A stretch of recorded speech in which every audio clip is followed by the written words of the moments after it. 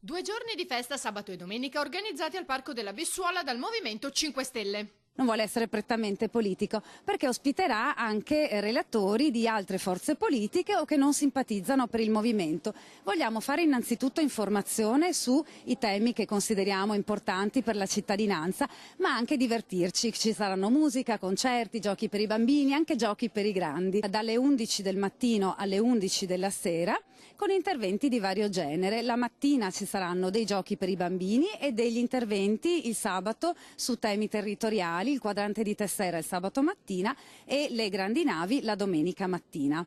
Il pomeriggio del sabato sarà più prettamente pentastellato, con la presentazione dei principali provvedimenti della legge di bilancio da parte di parlamentari Raduzzi, Alvise e Maniero, che sono in Commissione Economia e Finanze alla Camera, e con l'intervento, il focus sulla cultura fatto dalla nostra senatrice Orietta Vanin. Alla festa dell'informazione giunta la terza edizione autofinanziata dai pentastellati non ci saranno solo esponenti del movimento e sarà dato spazio ad argomenti importanti per il territorio, ma non solo. Lo scopo è certamente stare insieme e divertirsi, però anche far passare delle informazioni su temi che normalmente vengono trattati in modo troppo superficiale o comunque strumentalizzato o comunque non funzionale. Secondo me è una corretta informazione, quale l'immigrazione. La domenica noi abbiamo un importantissimo focus sull'immigrazione, dove andremo a ragionare non tanto sull'emergenza, accoglienza o meno, ma sulle cause che creano questo fenomeno, questi flussi migratori, questo movimento